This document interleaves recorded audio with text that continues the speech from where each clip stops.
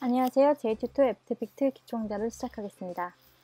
지난 시간에 배웠던 마스크 기능에 대해서 조금 어려워하시는 분들도 상당히 많으신 편이고, 또 그거를 활용해서 만들 수 있는 영상이 굉장히 많은데요. 그래서 제가 간단한 그 예제 영상을 하나 설명을 드리려고 해요. 자, 우선은 작업 공간에 들어가셔서 새로운 컴포지션 하나 만들어 주시고요. 프리셋은 HD 사이즈 이렇게. 자, 오늘 같이 만들어 볼 영상은 이거예요. 자, 보셨죠? 그래서 오늘은 이제 간단하게 작업을 한번 같이 여러분들이랑 한번 해보는, 지금 시중에 나와 있는 뭐 교재라던가 이제 동영상 영상들을 보시게 되면 어떤 효과 따라하기, 어떤 효과 만들어 보기 이런 거 많이 보셨을 거예요.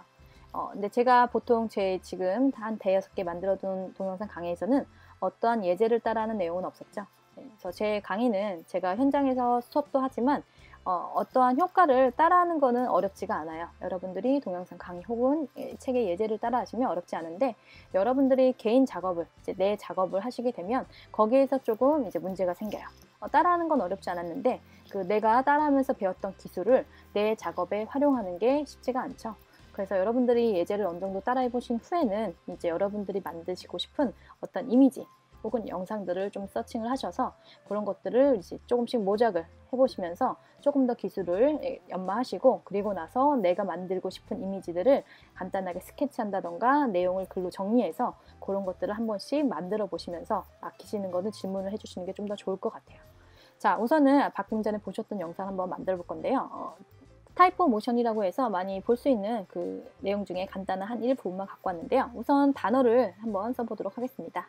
자, T자 타입 툴 눌러서 글자를 하나 컷이라고 써볼게요. 썼나요? 네, 좀 키워주시고 색깔은 이제 흰색이 좀 더 깔끔하겠죠? 좀 잘 보이시도록 이렇게 흰색으로. 자, 여러분들은 다른 단어를 가지고 사용하셔도 됩니다. 자, 그리고 우리 지난 시간에 글자를 정 가운데 오게 하는 거. 그렇죠? 세로로, 가로로. 기억나시죠? 얼라인 패널 기억하시고요. 자, 글자가 슬라이드로 이렇게 잘라진 걸 확인할 수가 있었는데요. 슬라이드로 자르려면 크게 두 가지로 만드실 수가 있어요. 자, 마스크 기능으로 이제 컷 절반과 컷 나머지 절반을 이렇게 나누셔야 되는데, 나누실 때 우선 제일 먼저 두 개를 처음부터 만드신다는 생각을 하시기보다 하나를 만들고 또 그 하나를 복사해서 그 슬라이드 된 그 사이는 유지한 채로 나머지 부분만 선택하게 하는 기능이죠.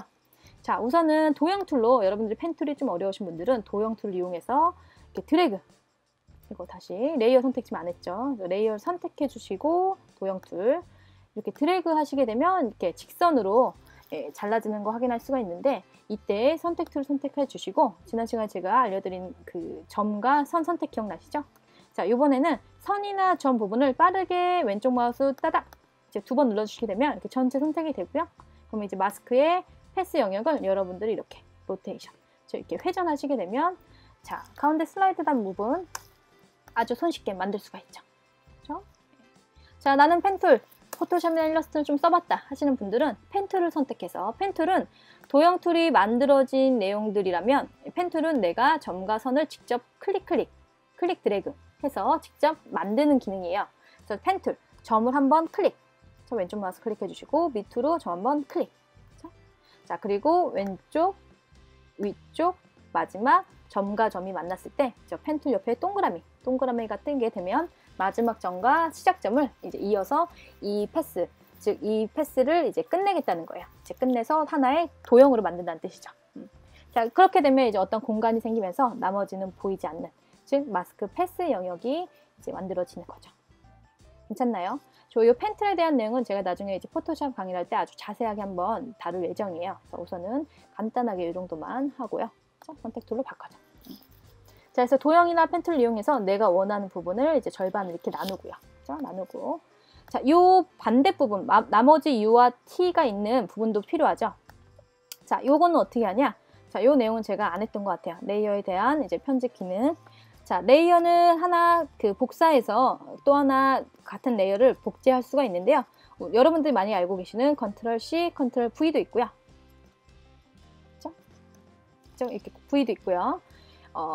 애프터 이펙트에서 그냥 아예 바로 복제를 해주는 레이어 그 메뉴가 있어요.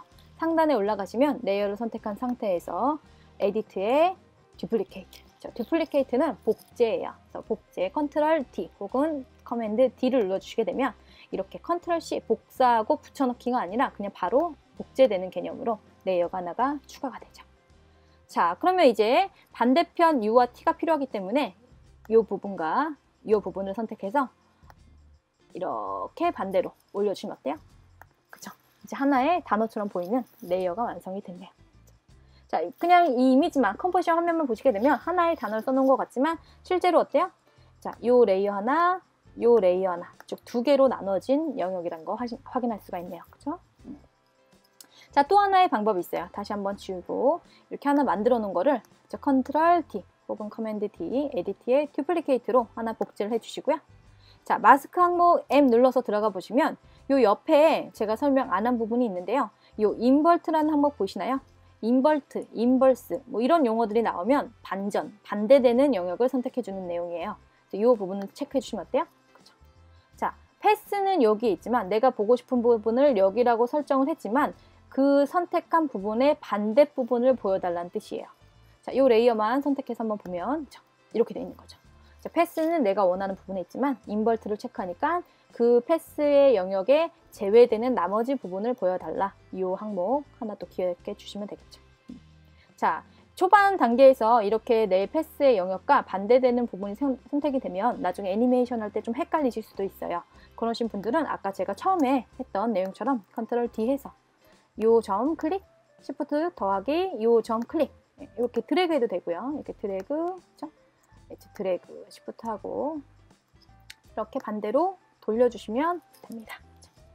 자, 그럼 이제 얘네들을 이제 나누는 거는 완료가 됐고요. 이제 움직이면 되겠죠. 두 개의 레이어를 선택해서, 그렇죠?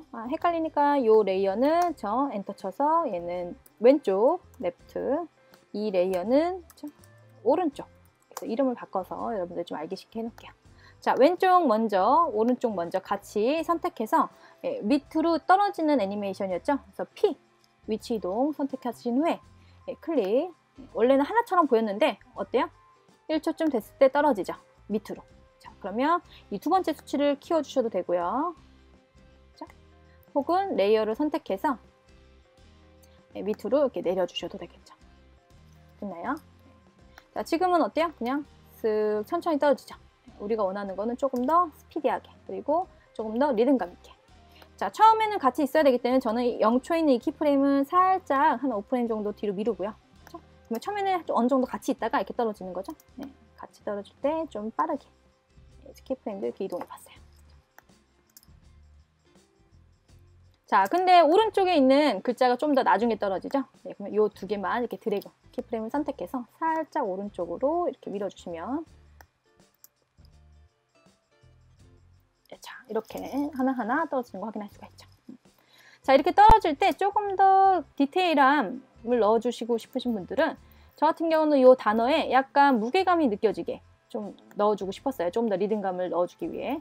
그래서 이 무게감, 약간 이쪽이 더 무겁죠. 위에보다는 더 조각이 크기 때문에. 그래서 이때 로테이션을 하나 추가했어요. 로테이션.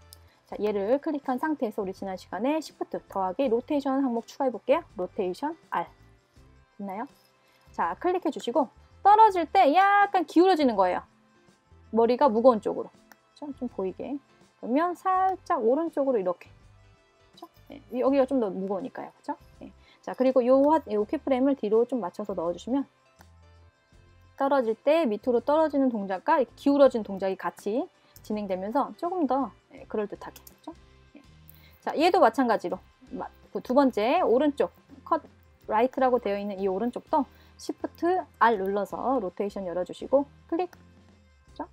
자, 그리고 똑같이 인디케이터를 끝나는 지점에 이동시켜 주신 후에 얘는 이제 앞쪽으로 기울면 되겠죠. 반대로 마이너스가 얘는 19도 기울었으니까 얘도 뭐 한 마이너스 20도 이렇게 기울어주면 다시 여기까지 재생을 해볼게요.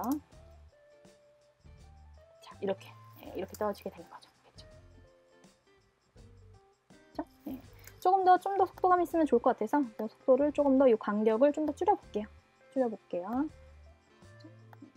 물론 이제 키프레임을 나중에 속도를 조절하는 내용도 좀 배우면 좋을 것 같은데요.